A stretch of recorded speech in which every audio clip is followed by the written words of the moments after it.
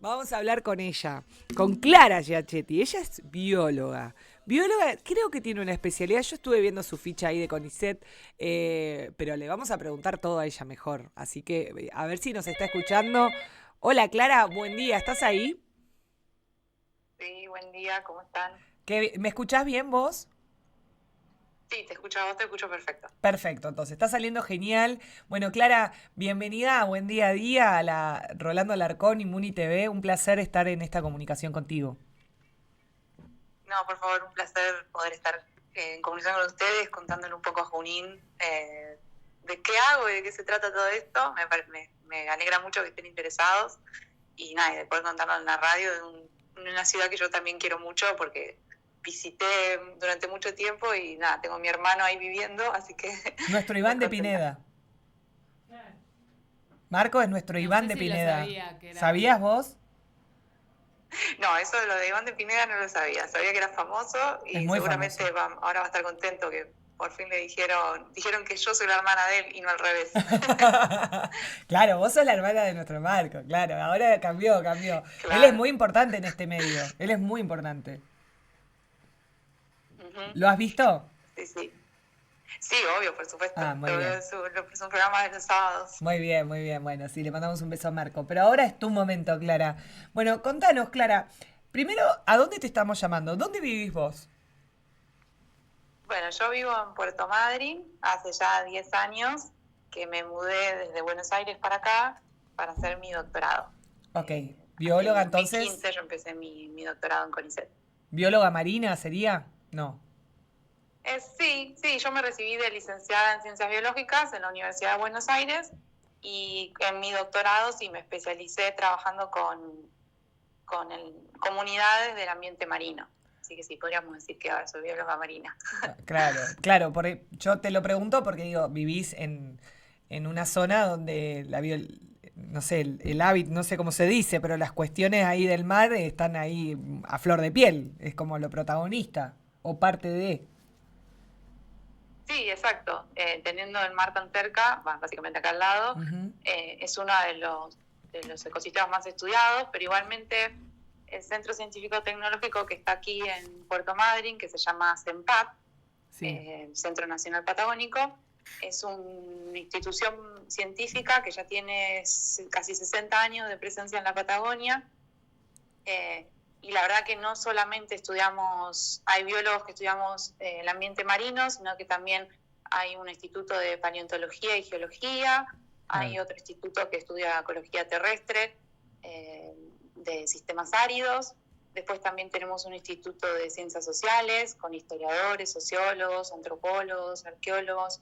O sea, es un instituto científico muy amplio e interdisciplinario que son muy pocos los que en el país que tenemos así, que en un solo edificio Está hay todo. tantas disciplinas diferentes trabajando.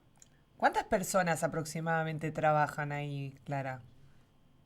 ¿Se Y sabe? aproximadamente somos 400, pero también se cuentan institutos que están ubicados en otras localidades de la Patagonia, como en San Antonio Oeste Claro. y en Comodoro, pero sí, más o menos somos alrededor de 400. Claro, un número muy importante. Digo, hoy antes de arrancar la charla decíamos, ¿no? ¿Cuántos investigadores, cuántos científicos, cuánta gente preocupada por lo que sucede en nuestro hábitat y siento que no tienen el reconocimiento que merecen? Digo, trabajan como en silencio. Un poco salió a la luz o se hizo como viral cuando se sumergieron ahí con el streaming del CONICET, que fue increíble, que creo que lograron que se hable sin querer queriendo, eh, y se le dio importancia y pudieron hablar también de otras cosas, ¿no? De otras luchas que vienen atravesando que estaban media silenciadas. ¿Querés contarnos un poco de este trabajo que hacen? ¿De qué se trata en lo personal tuyo? ¿En qué nos ayuda y por qué no son tan reconocidos? ¿Por qué sentís vos que por ahí se los vapulea bastante? Bueno, a ver, son muchas preguntas. Sí, te diré todo Creo al que asador. sí, sí. En particular, mi investigación se centra en las especies exóticas invasoras, o tal vez también las escuchaban nombrar como especies no nativas o Ok, especies introducidas, ¿sí? Son esas especies que su origen es en otra región del mundo y a través de diferentes actividades humanas las movemos alrededor del planeta y se pueden establecer y ser introducidas en un nuevo lugar y establecerse en ese nuevo ecosistema. Se instalan cómodamente. ¿Cuáles son esas especies? Tenemos varios ejemplos en la Patagonia. Sí. Algunos introducidos con un fin, como por ejemplo el pino o los castores, que fueron introducidos para explotar su piel, o el pino para explotar la madera, y hay otras que fueron introducidas accidentalmente, que en general eso es lo que sucede con la gran mayoría de las especies introducidas en el ambiente marino, que muchas veces es accidental su introducción. Ah, mirá.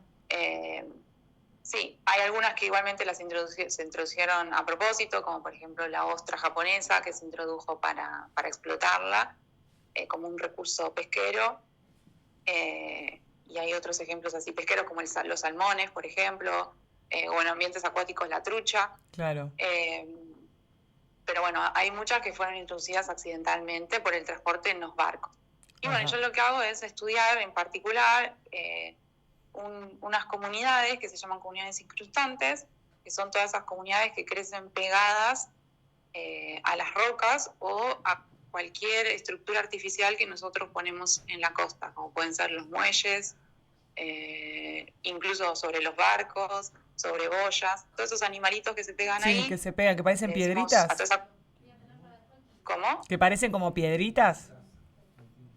Sí, por ejemplo los mejillones que se pegan ahí, las algas, después bueno, hay un montón de otros organismos que capaz no son tan conocidos. A todo eso nosotros le decimos comunidades incrustantes, ¿sí? En general. Pero a las especies, como les digo, como las especies exóticas se transportan en barco, en el ambiente marino, en los puertos están súper concentradas, porque ahí es donde tenemos más barcos, obviamente. Claro. Y entonces en esas comunidades incrustantes que crecen ahí, en esas estructuras artificiales que están en los puertos, es muy común encontrar especies exóticas. Y entonces estudiando esas comunidades nosotros podemos entender por qué algunas especies son exitosas estableciéndose y otras no, cuál es su relación con las especies nativas, si hay algún tipo de control biológico, digamos, si alguien se las come, si no se las comen, si compiten, si no compiten. Y además, en esos lugares hacemos monitoreos para encontrar rápidamente a una nueva especie introducida.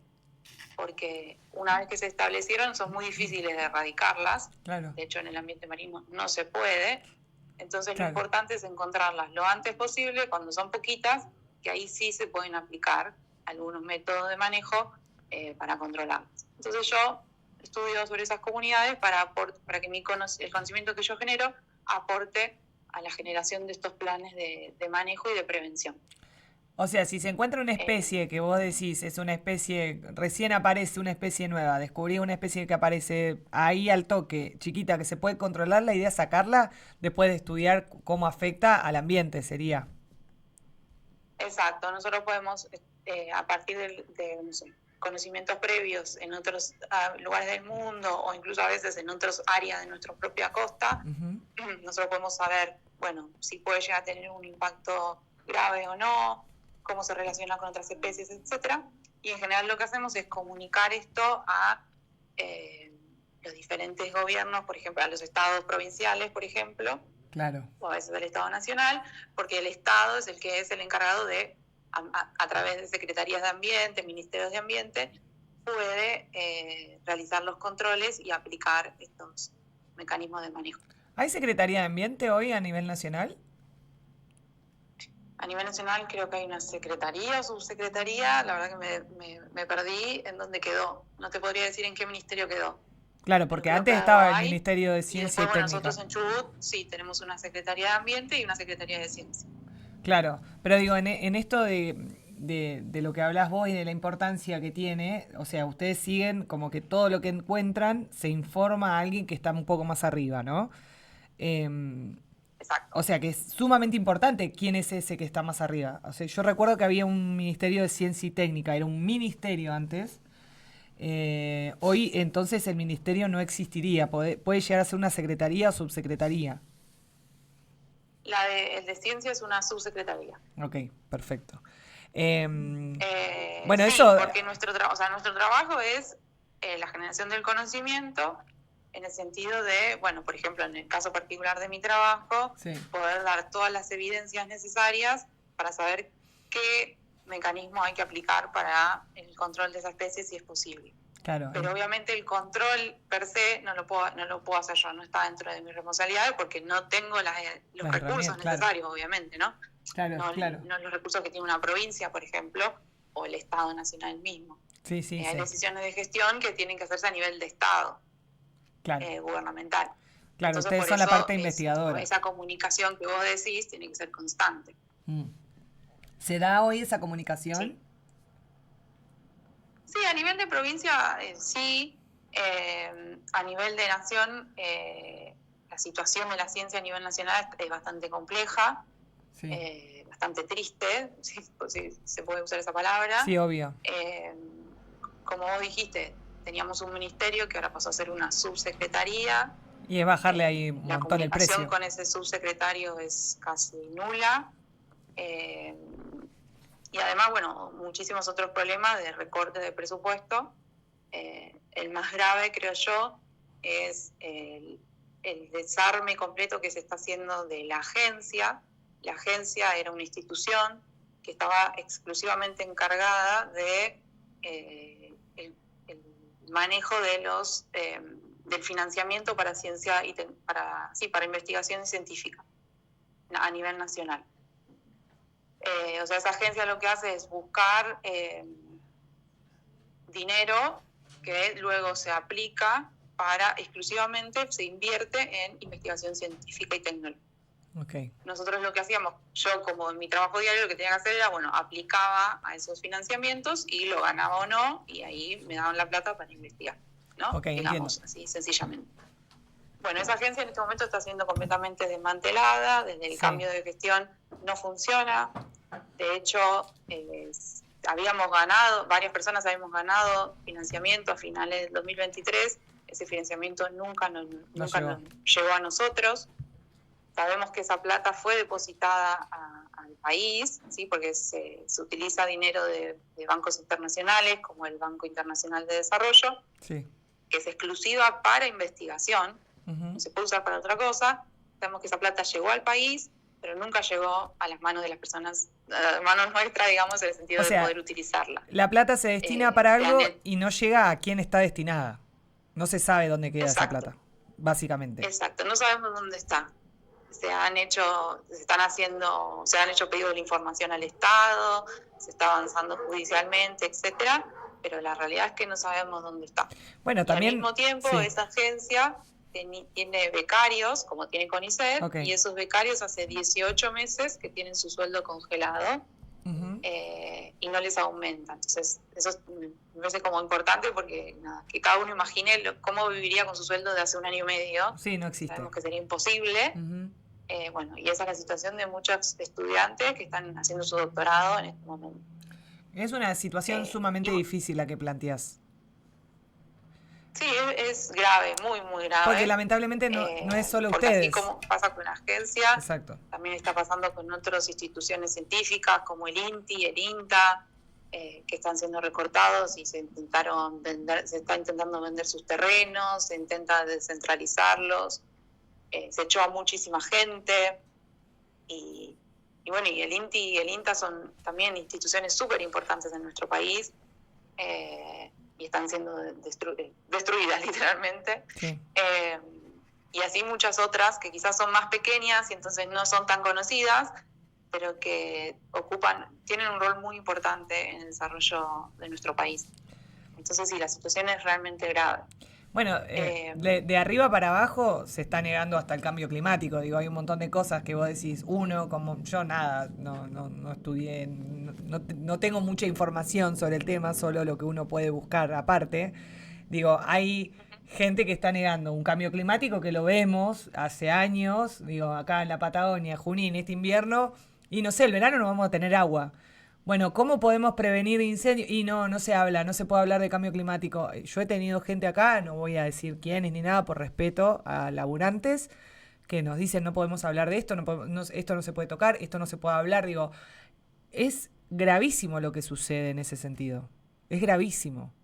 Sí, Más allá de las sí, creo cuestiones que políticas que uno puede estar de acuerdo o no, yo ayer justo hablaba de esto, ¿no? Uno puede discutir de algunas cuestiones políticas, te puede gustar, siempre y cuando no sea una defensa negadora ante situaciones que están pasando más allá de las decisiones políticas. Digo, hay un montón de cuestiones que ya atraviesan y son gravísimas. sí, exacto.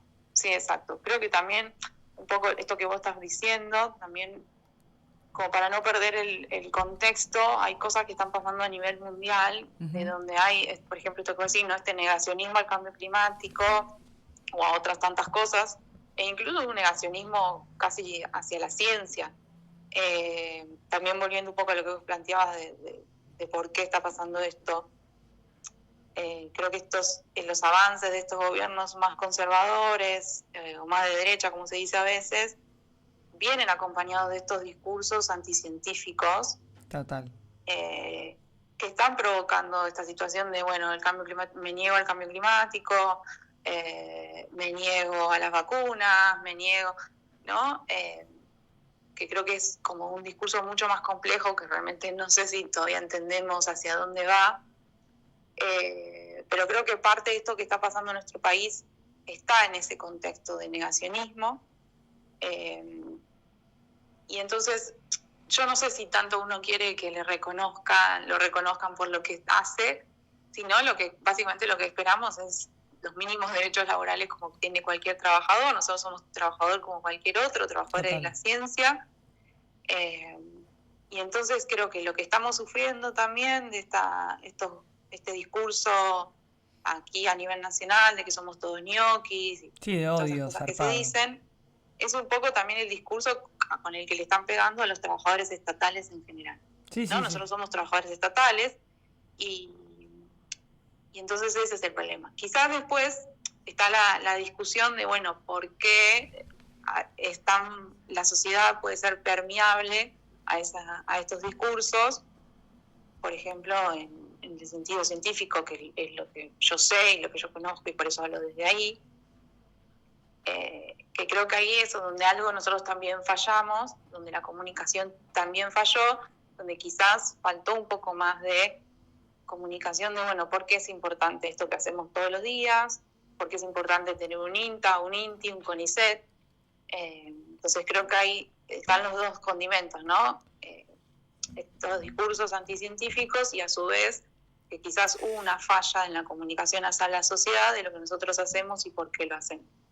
Hoy te pregunto, Porque, sí, y claramente no es una falta de interés, me parece, como vos dijiste bien recién, diste el ejemplo del streaming, sí. que para mí ese es un ejemplo hermoso, Ujú. porque básicamente fue toda la sociedad mirando, o muchas personas, Sí, mirando lo que para nosotros en biología es lo más básico que podemos hacer, que es ir a un lugar y ver qué bichos hay. Es lo más básico que podemos hacer en la biología. claro, y yo lo ponía mientras Y cocinaba. entonces ver a todos súper entusiasmados, súper contentos, sumándose a todo eso, nos demuestra que no es que no hay un interés en la ciencia, sino que hay otras problemáticas detrás que creo que todavía tenemos que entender y analizar y pensar.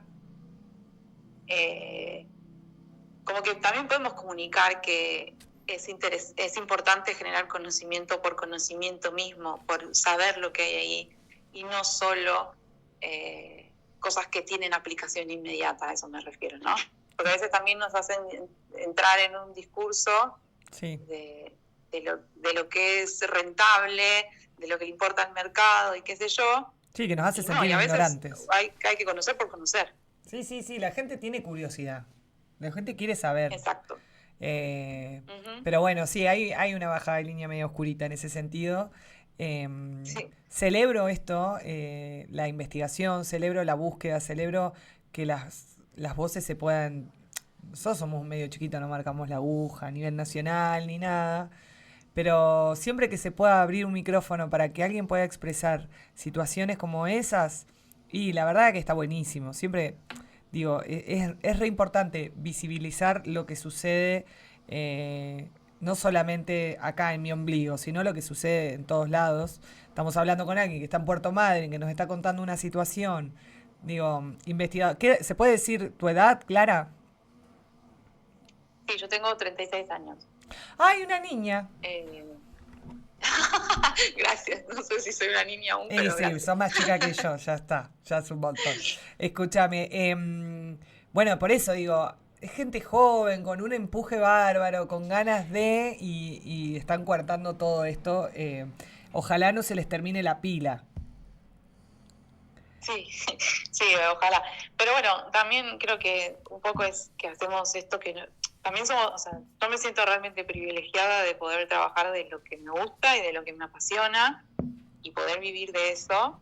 Eh, y, y nada, creo que también esa pasión y esas ganas es lo que me impulsa a defender todo lo que hacemos y porque realmente creo que es la ciencia y la tecnología es una herramienta clave para el desarrollo del país y para nuestro futuro. Total. No veo que podamos ir muy lejos si no desarrollamos la ciencia y la tecnología en Argentina, menos en las situaciones económicas en las que estamos, que puede parecer contradictorio, pero no lo es. No. Entonces, y esto que vos decís, porque no es que solamente uno debería tener que aplicar el conocimiento, no sé, al desarrollo de una industria. Vos diste un ejemplo súper claro recién de, bueno, qué pasa este verano con los incendios, cómo podemos prevenirlo, o cómo En lo vamos a cotidiano. manejar las consecuencias de los incendios que tengamos. Todo eso quizás, no sé si a una empresa le interesa, pero sí es importante para Junín, sí es importante para toda la Patagonia. Exacto. Y estamos perdiendo recursos que sí, que después pueden ser explotados o no. Pero bueno, necesitamos todo ese conocimiento, necesitamos conocimiento para poder protegerlo, para manejar las consecuencias, para que las sociedades sufran lo posible frente a los cambios globales que estamos viviendo. Entonces, nada, en todo ese sentido, pensando todo eso y porque realmente me interesa el futuro de mi país, es que nada, seguimos teniendo pilas para defender esto que nos parece tan importante. Sí, yo doy el ejemplo, Clara, de los incendios, porque después todos subimos en Instagram, qué tristeza, se nos queman los bosques, qué tristeza, ayudemos a los bomberos, qué podemos hacer, qué podemos hacer. Y hay una cosa detrás de todo esto, en realidad. O sea, la prevención es sumamente importante, porque cuando ya tenemos los bosques quemados, ya es tarde. Y creo que Sí, negar el cambio climático y negar lo que está sucediendo y, y maltratar a quienes son los encargados de investigar y de ayudar en ese sentido, esa es la cadena. Digo, después es fácil subir una historia en Instagram y decir, oh, pobres nuestros bomberos, pobres nuestros bosques. Ya es tarde. O sea, el trabajo es previo. Y el trabajo es sí, exacto. solidarizarnos con los laburantes que están encargados de eso. Che, decir, loco, no está bien lo que está sucediendo, porque después es como todo. Yo siempre digo, che, no me falta en la calle. Y bueno, si no hay obra pública a nivel nacional también, vos estás pidiendo todo y después votá a alguien que te dijo que va a cortar todo. Entonces ahí es donde tenemos que Sí, parar la bala, la mirada de decir, bueno, no es solamente en lo chiquito, miremos lo macro y ahí llegamos. exacto, sí. Sí, creo que también hay esa falla de comunicación de hasta dónde es el Estado, quiénes son el Estado, todos somos el Estado. Eh, y ahí es donde también, ¿no? Quizás creímos o mucha gente creyó que nada, que no iba a tocarle y lo que sea, y bueno, y esto, no me da falta en la calle, y eso también es el Estado. Y bueno, y así con todo. Total, es una cadena. Eh, pero sí.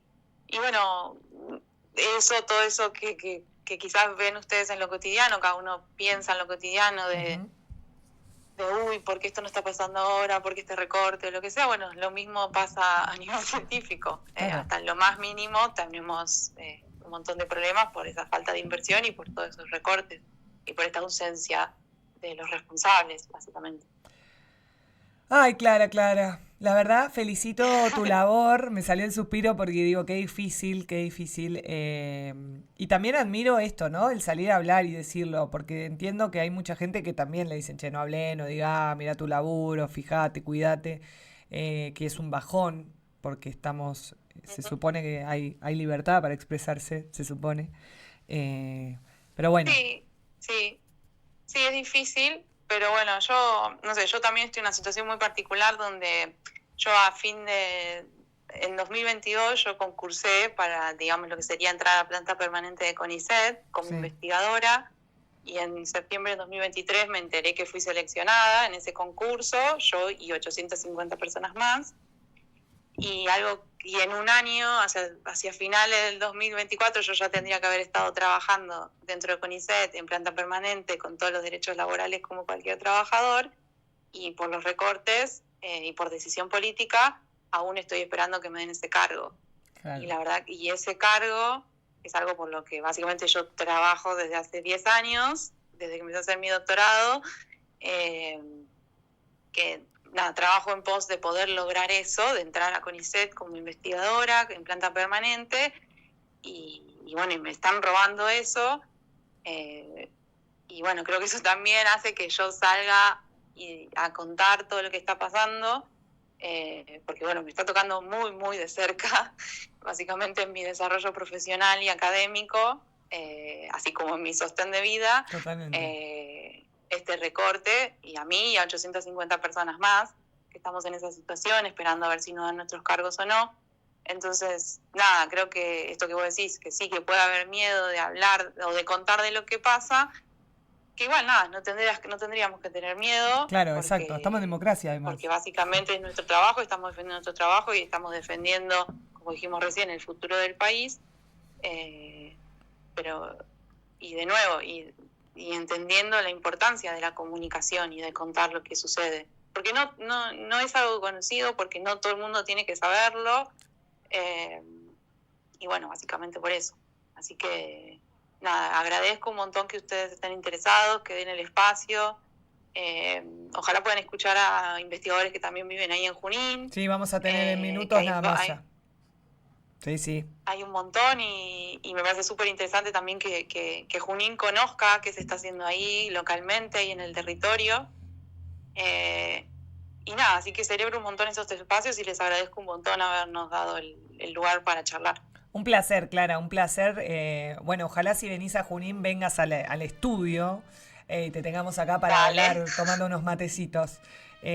Muchísimas dale. gracias y ahí En alguna visita a mi madre y a mi hermano puedo pasar por la radio recontra y charlamos de bienvenida. cosas más agradables. Sí, pero bueno, es parte de nuestra realidad también y está bueno hablarlo. Así que la verdad, Clara, un Exacto. placer y la radio, el micrófono está abierto cuando lo necesites. Dale, muchas gracias. Que tengan un hermoso día. Un Un abrazo. abrazo.